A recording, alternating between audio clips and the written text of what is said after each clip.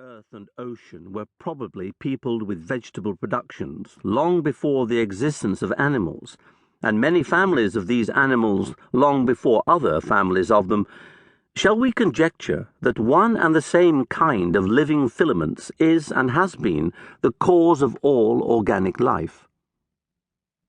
This was an extraordinarily perceptive question to ask in 1794, and the use of the term filament is particularly suggestive, as though he was already intuitively aware of the physical form of the chromosome and capable of leapfrogging over the work of his grandson, Charles Darwin, into the age of genetics.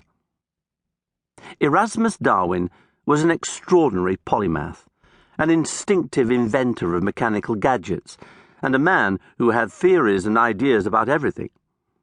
Large and handsome, though also clumsy and accident-prone, he was hugely attractive to women, and took full advantage of the fact.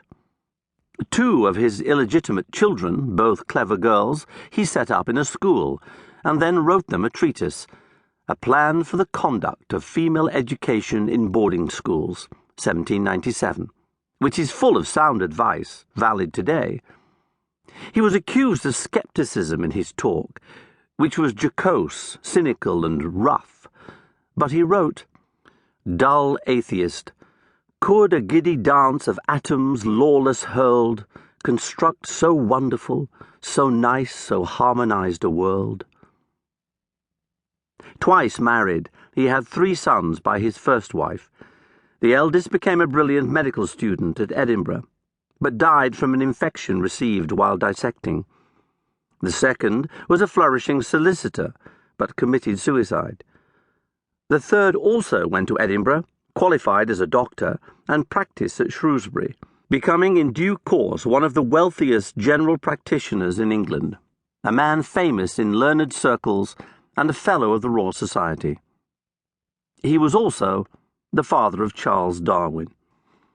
By his second wife, Erasmus had 4 sons and 3 daughters, one of whom, Violetta, married Tertius Galton, and gave birth to Francis Galton, another polymath of genius, who created the science of eugenics.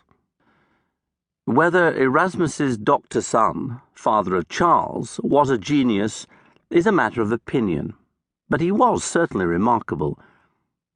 There seem to be 2 types of genius, the purely cerebral and the intuitive cerebral, Galileo being an example of the first and Newton of the second.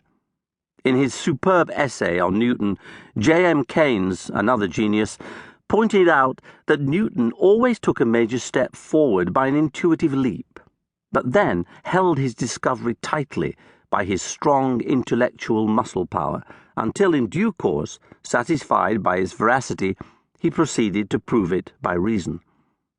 Darwin's father, Dr. Robert Darwin, was a man of powerful intellect, clearly, but the force of his medical skill arose from his intuitive penetration, which was essentially visual and observational, though aided by the cunning questions he put. One imagines he resembled Dr. Joseph Bell, the famous surgeon, under whom Arthur Conan Doyle worked in Edinburgh, and on whom he based his character Sherlock Holmes.